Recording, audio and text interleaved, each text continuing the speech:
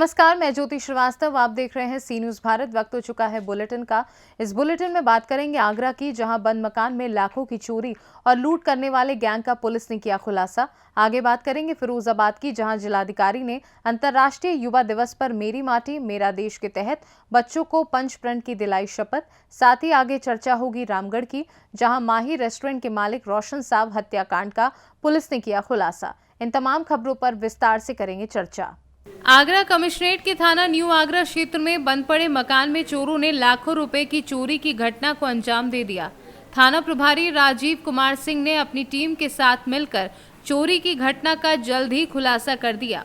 एक चोर लूट और चोरी की घटना को अंजाम देते हैं पुलिस ने 5 सितारा चोरों को गिरफ्तार कर जेल भेजा है और शातिर चोरों के कब्जे से 2 अवैध तमंचा, 3 जिंदा कारतूस, 3 चाकू, 32,500 रुपए, सोने व चांदी के काफी मात्रा में जेवरात, इलेक्ट्रॉनिक उपकरण, एलईडी, लैपटॉप, मोबाइल आदि लूट व चोरी में रक्त, मोटरसाइकिल, घरों के ताले व दरवाजा तोड़ने के जैक, रिंच, आल्हा, नकब आदि बरामद किए हैं। कितनी चोरियां इसमें करेक्ट हो पाई हैं और कितने बदमाश हुए? देखिए, थाना न्यू आगरा पुलिस और एसओजी सर्विलांस टीम नगर जोन ने इनके संयुक्त रूप से एक बहुत बड़ा चोरी, टप्पेबाजी और लूट करने वाला गैंग उसको पकड़ा है। और इस गैंग ने स्वयं से की हुई 9 घटनाएं कबूली हैं और इन घटनाओं में चोरी की हुई जो भी धनराशि, बहुमूल्य सामान, ज्वेलरी, टीवी, मोबाइल फ़ोन उनकी बरामदगी हुई है। इस गैंग के 5 लोग अभी तक गिरफ्तार हुए हैं। इनके ऊपर लगभग दर्जनों मुकदमे शहर के और आसपास के जनपदों के विभिन्न थानों में पंजीकृत हैं। इनके गैंग के 2 अन्य साथी पहले की हुई चोरियों में जेल जा चुके हैं। एक बहुत बड़ा इनका नेटवर्क है। ये इनका मोडस ऑपरेंडी सामान्य तौर पे तो ये घरों का ताला तोड़ के, जो आप डिवाइस यहाँ पे रखी हुई देख रहे हैं, इनकी मदद से ताले तोड़ के और दरवाजे तोड़ के बहुमूल्य सामानों की चोरी करते थे। ज्वेलरीज की, कैश की, घर में रखी हुई महंगी इलेक्ट्रॉनिक सामग्री, घड़ियाँ, इन जैसे सामानों की चोरी करते थे। साथ ही साथ पूछताछ में ये भी सामने आया है कई बार इन्होंने टप्पेबाजी और लूट जैसी घटनाओं को भी अंजाम दिया है। जब इनको चोरी जैसी घटना में सफलता नहीं मिलती थी तो ये टप्पेबाजी और लूट करके, स्नैचिंग करके बहुमूल्य सामग्री पाते थे और उसको बेच के धनार्जन करते हैं। सर, कितने कैश और ज्वेलरी का कितनी कीमत की लगभग रिकवर हुई है? देखिए, बहुत सारी ज्वेलरी है, कीमत का एस्टिमेट किया जा रहा है। 32,000 रुपये कैश हुए हैं, मोबाइल फ़ोन है, आईफोन है, 2 एलईडी टीवी है और जो तमाम घटनाओं में चोरी गई हुई हमारी ज्वेलरी थी वो बरामद हुई है। हम ये कह सकते हैं सेफली कि लगभग 80 to 90% रिकवरी हमने इसमें कर ली है और आगे भी जो कार्रवाई है हम वो कर रहे हैं। हमारी कोशिश रहेगी कि जो पूरी चोरी हुई सारी की सारी 100% बरामदगी करके हम उसको वापस करेंगे। आगरा से सी न्यूज संवाददाता विष्णु बघेल की रिपोर्ट। आज फिरोजाबाद जिले के शिकोहाबाद में स्थित दिल्ली पब्लिक स्कूल नौशहरा में आजादी का अमृत महोत्सव कार्यक्रम संपन्न हुआ। मेरी माटी मेरा देश कार्यक्रम में जिले के अधिकारियों ने प्रतिभाग किया। जिलाधिकारी डॉक्टर उज्जवल कुमार ने कहा कि आजादी का अमृत महोत्सव भारत की आजादी के 75 वर्ष पूर्ण होने के अवसर पर आयोजित एक पुनीत माटी वंदनोत्सव है। जिलाधिकारी ने कहा कि हम सभी के लिए अपनी विराट संस्कृति, विरासत के अवलोकन तथा मातृभूमि के वीर सपूतों एवं स्वतंत्रता संग्राम सेनानियों के योगदान से प्रेरणा लेने का स्वर्णिम अवसर है। हम सभी संकल्पित होकर इस महोत्सव को मनाएं। ये हमारे लिए परम सौभाग्य का अवसर होगा। अंतर्राष्ट्रीय युवा दिवस के अवसर पर आज हम लोगों ने नशा मुक्ति की शपथ दिलाई है। साथ ही साथ हमारी मेरी माटी मेरा देश कैंपेन जो चल रहा है अभी अमृत महोत्सव के संपन्न होने पर, तो उसके संबंध में बच्चों को बताया गया। और डीपीएस शिकोहाबाद में हम लोगों ने अभी पिछले दिनों पूरे फिरोजाबाद में इनफैक्ट और डीपीएस शिकोहाबाद में भी कार्यक्रम कराया था, जिसमें आर्ट एंड क्राफ्ट का कंपटीशन कराया गया था। उसमें एक वर्ल्ड रिकॉर्ड भी इस्टेब्लिश किया गया है, जिसका अनाउंसमेंट यहाँ पे हम लोगों ने किया है। तो टूरिज़्म डिपार्टमेंट को और पूरी टीम फिरोजाबाद को मैं इसके लिए बधाई देता हूँ और मैं इस अचीवमेंट के लिए जितने भी स्कूल और जितने भी बच्चों ने इसमें पार्टिसिपेट किया उनका धन्यवाद करता हूँ। और साथ ही साथ मैं मेरी माटी मेरा देश के लिए संदेश देना चाहूँगा सभी लोगों को कि इस अभियान से जुड़ें और साथ ही साथ हर घर तिरंगा अभियान भी इस बार चलाया जाएगा, तो अपने अपने घरों पर तिरंगा जरूर लगाएं। ये आज अंतर्राष्ट्रीय युवा दिवस है। उस संबंध में इन लोगों ने, जिला प्रशासनिक अधिकारियों ने ये कहा, कल ही पता चला था, तो मेरा माटी मेरा देश के नाम से इसका आज मनाया गया। ये तो अंतर्राष्ट्रीय युवा दिवस पर ये शपथ दिलाई गई कि जो दुनिया में सबसे ज़्यादा युवा देश हमारा है। हमारे देश में 70 करोड़ से ज़्यादा युवा लोग हैं, जो दुनिया में किसी भी कंट्री में नहीं है। तो इसलिए ये मनाया गया कि हमारे जो युवा हैं वो नशा मुक्त रहें। इसी प्रकार की डीएम ने शपथ दिलाई कि हमारा देश नशा मुक्त रहेगा, स्वस्थ रहेगा, तो हम अच्छे कार्यों में रहेंगे। और 2047 तक जैसे हमारे प्रधानमंत्री की इच्छा है कि हमारा देश विकसित हो जाएगा, तो यदि हमारी जो युवा शक्ति है पूरी तरीके से लगेगी, तो ये निश्चित है कि हम अपने लक्ष्य को प्राप्त कर लेंगे। उसी संदर्भ में आज का ये प्रोग्राम मनाया गया था। फिरोजाबाद से सीनू संवाददाता सन्नेश कुमार गुप्ता की रिपोर्ट। कैमूर जिले के रामपुर प्रखंड अंतर्गत बेलाव थाने में अंचलाधिकारी लवली कुमारी, थानाध्यक्ष विनय कुमार, आरओ बागीशा सिंह के कुशल नेतृत्व में जनता दरबार के माध्यम से भूमि विवाद से संबंधित मामले का निष्पादन किया गया है। बताते चले कि जमुना तिवारी पिता स्वर्गीय बैजनाथ तिवारी, ग्राम भोरैया, थाना बेलाव, बनाम छोटन तिवारी पिता स्वर्गीय तिवारी के मामले में प्रथम पक्ष द्वारा भू माफिया की रिपोर्ट जमा किया गया, परंतु दूसरा पक्ष उसे सहमत नहीं हुआ, इसलिए इसको न्यायालय में भेज दिया गया है। कैमूर से सीनू संवाददाता रामप्रवेश तिवारी की रिपोर्ट। रामगढ़ जिले के बासल थाना क्षेत्र अंतर्गत माही रेस्टोरेंट के मालिक रोशन साव पिता स्वर्गीय नंदकिशोर साव, रसदा अंबाटोला, थाना बासल, जिला रामगढ़ को अज्ञात अपराध कर्मियों के द्वारा गोली मारकर हत्या कर दी गई थी। इस संबंध में अज्ञात अपराध कर्मियों के विरुद्ध बासल थाना में प्राथमिकी दर्ज की गई। पुलिस ने इस हत्याकांड को गंभीरता से लेते हुए त्वरित उद्भेदन एवं अपराध कर्मियों का पता लगाने हेतु रामगढ़ एसपी के द्वारा अनुमंडल पुलिस पदाधिकारी पतरातू के नेतृत्व में एक एसआईटी स्पेशल टीम का गठन किया, जिसके तहत बासल थाना क्षेत्र माही रेस्टोरेंट के मालिक रोशन साव हत्याकांड का पुलिस ने आज खुलासा किया है और तीनों अपराधी भरत पांडे गिरोह के बताए जा रहे हैं। माही होटल रेस्टोरेंट है, इसके मालिक श्री राजेंद्र साव और रोशन साव के अज्ञात अपराध कर्मियों ने गोली मारकर हत्या कर दी थी। तो उस कांड की संवेदनशीलता और गंभीरता को देखते हुए एक स्पेशल इन्वेस्टिगेशन टीम का गठन किया गया था, जिसको एसडीपीओ पतरातू लीड कर रहे थे। इसके मेंबर्स भी विभिन्न थानाओं के थाना प्रभारी थे। तो इस टीम ने लगातार अनुसंधान करते हुए और लगातार छापामारी करते हुए इस अपराध में संलिप्त 3 अपराध कर्मियों को गिरफ्तार किया है। ये जो तीनों हैं, इनका कनेक्शन जेल में जो बंद अपराध कर्मी है भरत पांडे, उससे ये लोग संबंधित हैं। भरत पांडे अमित बख्शी हत्याकांड में जो लास्ट ईयर हुआ था, उस संबंध में अभी वर्तमान में जेल में बंद है। इसमें जो 3 अपराध कर्मियों ने अपने अपराध को स्वीकार किया है और ये भी बताया कि इसमें अन्य अपराध कर्मी भी संलिप्त थे। और फिर उनकी निशानदेही पर हम लोग को इसमें 2 वेपन्स की बरामदगी हुई है। एक 7.65 mm का देसी पिस्टल है और एक 9 mm का देसी पिस्टल है, जिसको घटना में यूज़ किया गया था।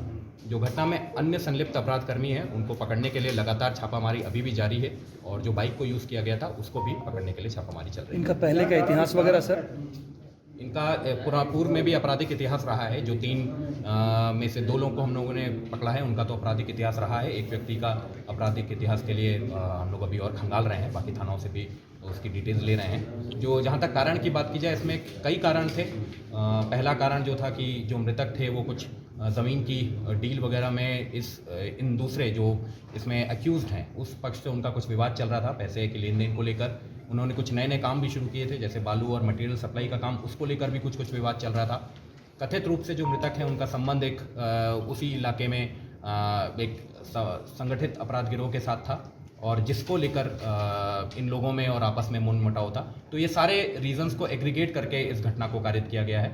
इसका जो मेन मास्टरमाइंड है वो भरत पांडे हैं, जो वर्तमान में रामगढ़ जेल में बंद है और ये लोग उसके एसोसिएट्स हैं। गोली इन लोगों ने चलाई। इसमें जो बाकी एसोसिएट्स हैं, ये बात जो जिन लोगों को हम लोगों ने गिरफ्तार किया उनके कन्फेशन में आई है कि जो बाकी लोग हैं इसमें वो श्रीवास्तव गैंग से इनडायरेक्टली कनेक्टेड हैं। तो हम ये मान के कह सकते हैं कि इस कांड में श्रीवास्तव गिरोह का भी इनडायरेक्टली हाथ था। गोली यही लोग चलाए थे। और रोशन किस गिरोह थे? रोशन का किस गिरोह से संबंध था? नहीं, रोशन का ऐसे कोई गिरोह से नहीं थे। इनका आपराधिक इतिहास था, लेकिन वो बेसिकली धांधली को लेकर, पैसे के गबन को लेकर या जालसाजी को लेकर इनका आपराधिक इतिहास था। और जो जहाँ तक इनका बात की जाए किसी गिरोह से, तो हाँ एक केस में वो जेल में भी गए थे, पर वर्तमान में उनका गिरोह से कोई ऐसे लगातार क्रिमिनल या एक्टिव संबंध की बात नहीं आई थी। कथित रूप से उनके संबंध पहले से रहे हुए हैं। सर सीसीटीवी फुटेज में जो वायरल हो रहा है गोली चलाते हुए व्यक्ति, इन लोगों में वो है क्या नहीं, सर? इन लोगों में नहीं है। उन्हीं लोगों की कौन है सर वो? अभी उनकी पहचान उजागर नहीं की जा सकती, क्योंकि अनुसंधान अभी वर्तमान में चल ही रहा है। उन लोगों को भी आइडेंटिफाई कर लिया गया। We are trying to nab them and that's why the raids are going on. Ramgarh से सी न्यूज संवाददाता मुकेश कुमार की रिपोर्ट। जिले के बुढ़ान में संचालित एजीएम स्कूल में आज अभिभावकों ने आईसीएसई बोर्ड के नाम पर प्रबंधन द्वारा छलावा किए जाने का जमकर हंगामा मचाया। नाराज सैकड़ों अभिभावक जब एमजीएम स्कूल के प्रबंधन से उनके बुलावे पर बात करने पहुंचे तो स्कूल मैनेजमेंट इसका गोलमोल जवाब देता रहा। पेरेंट्स एवं स्कूल मैनेजमेंट के बीच घंटों बहस हुई, जिसके बाद नाराज परिजन थाने पहुंच गए, जिसकी जानकारी लगते ही जिला शिक्षा के आला अधिकारी थाने पहुंचे और अभिभावकों की शिकायत पर स्कूल प्रबंधन से भी बात करने पहुंचे। शिक्षा विभाग के आला अधिकारियों ने पाया कि एमजीएम प्रबंधन ने वहां पढ़ रहे छात्रों के साथ धोखा किया है। एमजीएम मैनेजमेंट आईसीएसई पैटर्न के नाम पर मोटी फीस वसूल करता है, जबकि उनकी मान्यता एमपी बोर्ड से है। बहरहाल आला अधिकारियों ने स्कूल प्रबंधन को 1 सप्ताह का समय देते हुए स्पष्ट निर्देश दिए हैं कि छात्र यदि आईसीएसई पैटर्न की पढ़ाई कर रहे हैं तो उनके बोर्ड एग्जाम भी उसी तर्ज पर होंगे, जिसके लिए स्कूल प्रबंधन रास्ता निकाले। हमें सारे अभिभावकों को सूचना मिली कि इस साल से 5th और 8th board MGM school Gopalpur द्वारा शुरू किए जाएंगे, जबकि हमारे बच्चे धनपुरी आईसीएसई बोर्ड ट्रांसफर होकर गोपालपुर स्कूल लाए गए। अचानक से ये सूचना मिलने के बाद हम सारे पेरेंट्स इकट्ठा होकर मंडे को इनसे बात करने आए कि ये क्या हमारे बच्चे आईसीएसई बोर्ड में पढ़ते हुए हैं 5th बोर्ड 8th बोर्ड कैसे दे सकते हैं, तो सरासर गलत है। तो इनका ना ये रहा कि हमें अभी तक मान्यता नहीं मिली है। जब इनकी स्कूल को मान्यता नहीं मिली थी आईसीएसई बोर्ड की, इन लोगों ने हमारे साथ धोखा क्यों किया, हमें जारी नहीं दी, हमारे बच्चों का शोषण करते आए, हमें धोखे में। अब इनका ये कहना आपके बच्चों को 5th बोर्ड देना पड़ेगा, आपके बच्चों को 5th बोर्ड का सर्टिफिकेट दिया जाएगा। तो ये बताइए आईसीएसई पैटर्न की पढ़ाई करते हुए हमारा बच्चा 5th बोर्ड क्यों दे? इसका हम लोग और विरोध करते हैं। हम इसलिए आज थाने आए हैं कि इनके खिलाफ सख्त से सख्त कार्रवाई की जाए, क्योंकि हमें मानसिक रूप से हमारे बच्चों को प्रताड़ित किया जा रहा है। के खिलाफ सख्त से सख्त कार्रवाई की जाए। सुबह के 9 बजे से स्कूल में बैठे हुए हैं और अभी क्या टाइम है आप देख लीजिए। सुबह के 9 बजे से एक बच्चे घर पे अकेले हैं, बच्चे भी कोई नहीं है बच्चों के साथ, खाना पीना कुछ नहीं बना, सब अपना धंधा पानी खाना पीना कुछ किसी ने नहीं खाया। सुबह के 9 बजे से बेवकूफों की तरह वहाँ पे हम लोग बैठे हैं, जवाब मांग रहे हैं। एवरी पर्सन आके बोलता है मुझे नहीं पता। ये आईसीएसई और एमपी बोर्ड का विवाद चल रहा था, जो परिजन उनके ऊपर उन्होंने आरोप लगाया कि उसके साथ जो है छलावा किया गया है, इसको लेकर के आज विरोध भी कर रहे हैं। मामला थाने तक पहुंचा था। इस संबंध में आपका क्या कहना है? ये इसके संबंध में थाने से भी आप लोगों के साथ संपर्क किया गया और प्राचार्य से भी संपर्क किया गया और एसी साहब हमारे वहाँ भिलाई से भी बात की, जो उनके हेड हैं। उन्होंने जो यहाँ के बच्चे हैं उनको पुरानी संस्था में शिफ्ट करने की बात कही है। इसमें जो भी कानूनी कार्रवाई करनी पड़ेगी वो हम कार्रवाई पूरा करेंगे। अभी किस डिस्कशन में पहुंचे हैं? अभी यह है कि अभी समस्या का समाधान हो गया है। 1 हफ्ते का समय वो मांगे हैं। 1 हफ्ते के बाद जो भी उचित कार्रवाई होगा हम करेंगे। आईसीएसई बोर्ड बोल के इनने एमपी बोर्ड के हिसाब से एजुकेशन दिया अभी तक। ये लगभग 4 सालों से स्कूल 5 सालों से संचालित है, तो इतने दिन तक अभिभावकों के साथ छलावा हुआ है। उस संबंध में आप इनके ऊपर क्या कर रहे हैं? नहीं, ये गलत है। उनको स्पष्ट आप लोगों को विश्वास में लेना चाहिए। जो भी उनकी नीतियां हैं या जो उनके संबंधी हैं बातें हैं, उन बातों से आप लोगों को अवगत कराना तो चाहिए। क्या प्रशासन इनके खिलाफ एफआईआर दर्ज कराएगा? देखिए, जो भी उचित कार्रवाई होगी, जो भी उचित कार्रवाई होगी हम करेंगे। हाँ, गलत है, मैं मान रहा हूँ, और उसको जो भी उचित कार्रवाई होगा हम करेंगे। मतलब गलत है तो होगी ना? हाँ, होगी। चलिए एफआईआर करने साहब उस कैडर ने उनको जानकारी दी, इसको लेकर के मामला थाने तक भी पहुंचा था। अभी आप यहाँ पहुंचे, किस निष्कर्ष पे पहुंचे, क्या है? मैं इस निष्कर्ष पर पहुंचा हूँ कि एमजीएम स्कूल 2 संस्थाएं हैं। एक में हस्बैंड प्रिंसिपल हैं, एक में वाइस प्रिंसिपल हैं। एक आईसीएसई से एफिलिएटेड है और एक स्टेट बोर्ड से एफिलिएटेड है, जैसा कि डीओ साहब ने मुझे बताया।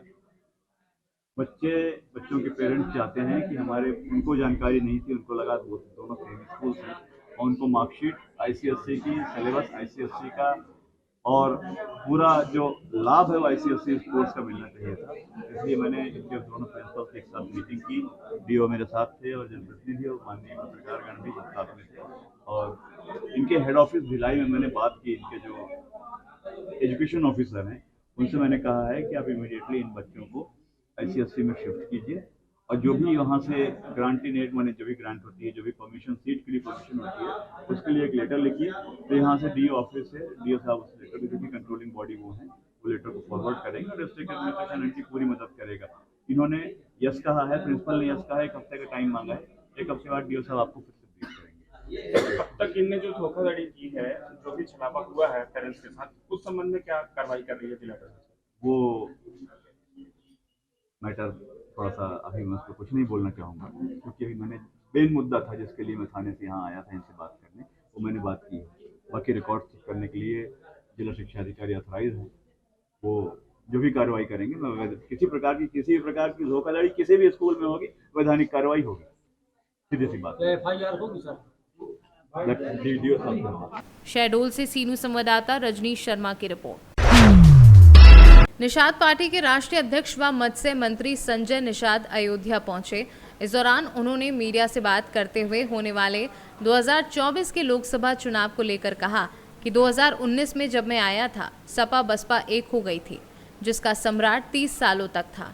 सपा बसपा आमने सामने लड़ा करते थे, किसी को लड़ने नहीं देती थी। फिर मैं मोदी के साथ 18% आबादी के साथ में खड़ा हुआ। उत्तर प्रदेश में 37 सीट निषाद बाहुल्य क्षेत्र है। उत्तर प्रदेश में 80 की 80 सीट जीतेंगे। आगे उन्होंने और क्या कुछ कहा, आइए आपको सुनवाते हैं। वो इस बार भारतीय जनता पार्टी को मिलने वाली है और गठबंधन को मिलने वाली है, तो क्या कहेंगे इस पे? आपने देखा होगा 2019 में मैं आया हूँ, सपा और बसपा एक हो गई थी, जिसकी साम्राज्य 30 सालों तक सपा आमने सामने लड़ती थी, किसी को लड़ने नहीं देती थी।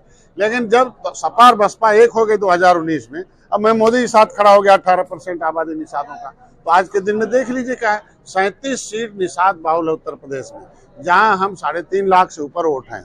हम हर जगह 1 से 1.5 लाख 2 लाख वोट हैं।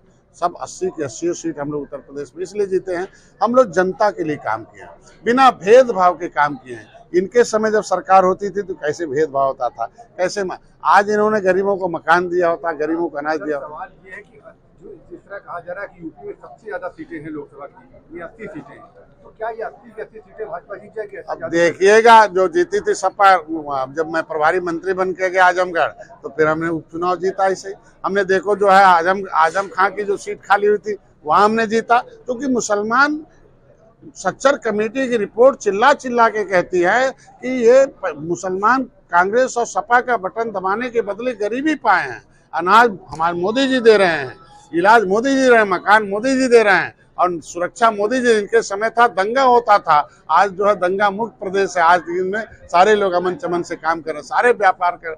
भाई मुसलमानों का तो हम तो कोई भेदभाव नहीं कर रहे हैं ना, मकान बना रहे हैं तो ऐसा तो नहीं कह रहे कि उनको नहीं देना उनको देना।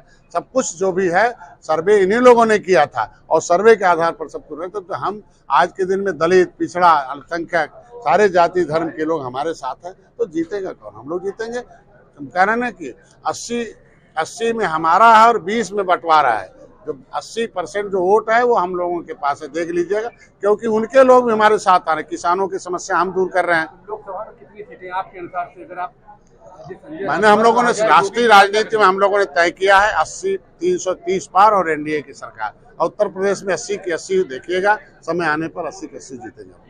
जो और लोग जो है प्रकाश राजभर हो, दारा सिंह चौहान हो, ऐसे लोग जो बीजेपी के साथ नहीं थे और समाजवादी पार्टी के साथ थे, वो भी वापस आ रहे हैं। ये क्या रुख बता रहा है? अरे तो जब तालाब जहाँ सूख जाएगा वहाँ मछली थोड़ी रहेंगे। जहाँ तालाब भरा हुआ, हम योजनाओं से लबालब सबको प्यार और स्नेह मार्गदर्शन, हमारी सरकार सबको गले लगा रही, सबके लिए काम कर रही है बिना भेदभाव के, तो नेता वहाँ क्यों रहेगा? धोखा खाने क्यों जाएगा? यहाँ हमारे साथ आ रहा, सम्मान पा रहा। उनकी जातियों की समस्या सरकार से तय होती है, शक्ति सरकार में होती है, तो समस्या भी शक्ति से तय होती है। तो आज के दिन में हम भारतीय जनता एनडीए की सरकार है, साथ चाहे प्रकाश भाई राजभर की समस्या होगा, सरकार दूर करेगी। निषाद की समस्या होगा, चौहान की समस्या है, तेली बढ़ई लोहारकार, हर जाति की जो समस्या है वो है। पिछड़े के नाम पर सरकार बनती थी, पिछड़ा वर्ग आयोग नहीं था, मोदी जी ने बनाया। उच्च शिक्षा में रिजर्वेशन नहीं था, मोदी जी ने दिया है। अयोध्या से सीनू संवाददाता गौरव श्रीवास्तव की रिपोर्ट। आज की युवा पीढ़ी को भी अपने जन्मदिन पर पर्यावरण संरक्षण करने का संकल्प लेकर पौधारोपण कर अपना जन्मदिन मनाना चाहिए, न कि फिजूल खर्च कर अपना जन्मदिन मनाना चाहिए। उक्त वाक्य आज देखने को मिले। धार जिला अंतर्गत ब्लॉक तिरला की ग्राम पंचायत ज्ञानपुरा के युवा सरपंच जीनव निनामा ने अपने जन्मदिन को पर्यावरण संरक्षण का संकल्प लेते हुए पौधारोपण करते हुए अपने जन्मदिन अपने मित्रों के साथ मनाया व निनामा ने सभी युवाओं से इसी प्रकार पर्यावरण संरक्षण व पौधारोपण कर अपना जन्मदिन मनाने का संकल्प दिलाया। धार से सीनू संवाददाता पंकज शर्मा की रिपोर्ट। 25,000 के इनामिया पशु तस्कर को पुलिस ने मुठभेड़ में गिरफ्तार किया है। मुठभेड़ के दौरान गौ तस्कर मोहन यादव के पैर में गोली लगी है। घायल तस्कर को ट्रामा सेंटर में भर्ती कराया गया है। राजगढ़ और एसओजी की टीम को सफलता मिली है। एक तमंचा, नकद राशि और मोटरसाइकिल बरामद हुई है। देखिए, थाना राजगढ़ क्षेत्र में आज एक 25,000 रुपये के इनाम घोषित अपराधी मोहन यादव, जो कि गौ तस्करी में और गौकशी के विभिन्न मुकदमों में वांछित था और लगातार इसके बारे में सूचना मिलती रहती थी कि ये इस तरह के अपराध में लगा हुआ है। उसकी सूचना मिली थी। उसे गिरफ्तार करने के लिए राजगढ़ थाने की टीम और ज़िले की जो एसओजी टीम है उसे गिरफ्तार करने का प्रयास किया, जिस पे उसने फायरिंग शुरू कर दी। जवाबी कार्रवाई में वो घायल हो गया है, उसके पैर में गोली लगी है।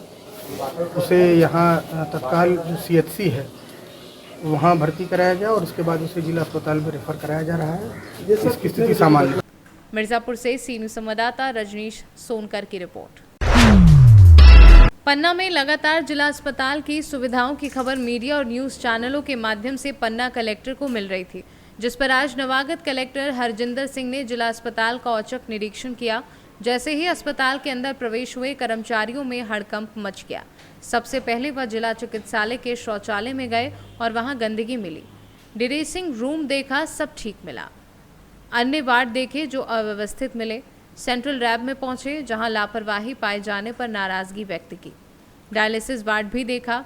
मैटरनिटी वार्ड में अव्यवस्थाएं मिली पाए जाने पर सीएमएचओ और सिविल सर्जन को कड़ी फटकार लगाते हुए साफ सफाई करने वाली ठेका कंपनी को नोटिस जारी करने के लिए कहा गया है। देखिए, यहाँ पर एक क्रिटिकल केयर हॉस्पिटल ब्लॉक बनना है और उसके लिए यहाँ पर जो पर्याप्त स्थान है उसको देखने में आया था और उसके साथ साथ मैंने ये पाया कि यहाँ पर जो भी एजेंसी को साफ़ सफाई का काम दिया गया है वो काम अपना ठीक से नहीं कर रहे हैं। तो सीएमएचओ को मैंने निर्देशित किया है कि आप तत्काल जो भी एजेंसी यहाँ पर साफ़ सफाई देखती है उसमें उनके द्वारा कोताही गई है उन पर कार्रवाई करें। अगर सीएमएचओ उसको समयबद्ध तरीके से नहीं करते हैं तो मैंने सीएमएचओ को वार्न किया है कि उनके ऊपर कार्रवाई की जाएगी अगर उन्होंने यहाँ की स्वास्थ्य की जो सफाई व्यवस्था है वो नहीं सुधारी। इसके अलावा मैंने यहाँ पर देखा कि जो 108 की व्यवस्था है जहाँ पर मैटरनिटी डिलीवरी के बाद लेडीज़ को जो है महिलाओं को घर ड्रॉप करने की व्यवस्था है। तो एक महिला अपने बच्चे के साथ बाहर खड़ी थी और उसके द्वारा बताया गया कि वो 3 घंटे से खड़ी है और उसको कोई बता नहीं रहा कि उसको घर पे कौन ड्रॉप करेगा। तो जब उसकी वहाँ मौके पे जांच की गई तो पाया गया कि उस महिला के पास मोबाइल ना होने की वजह से और जो यहाँ पर हॉस्पिटल का स्टाफ है उनके द्वारा भी मदद नहीं की गई। तो मेरे द्वारा सिविल सर्जन और सीएमएचओ को दोनों को निर्देशित किया गया कि वहाँ पर जो भी महिला हैं उनका नाम आप सिविल सर्जन से पूछ लीजिएगा और वो और जो आशा कार्यकर्ता हैं जिनके द्वारा उस महिला को जो है हेल्प नहीं की गई उनके ऊपर तत्काल कार्रवाई करके उनको सस्पेंड किया जाए, विभागीय जांच की जाए और आगामी 1 घंटे के अंदर उनके खिलाफ जो भी यहाँ पर सिविल सर्जन और सीएमएचओ कार्रवाई करेंगे उसकी रिपोर्ट मुझे तत्काल पेश की जाए। पन्ना से सीनू संवाददाता रीना सोनी की रिपोर्ट। फिलहाल के लिए इस बुलेटिन में बस इतना ही। देश दुनिया की तमाम खबरों को जानने के लिए आप देखते रहिए सी न्यूज़ भारत।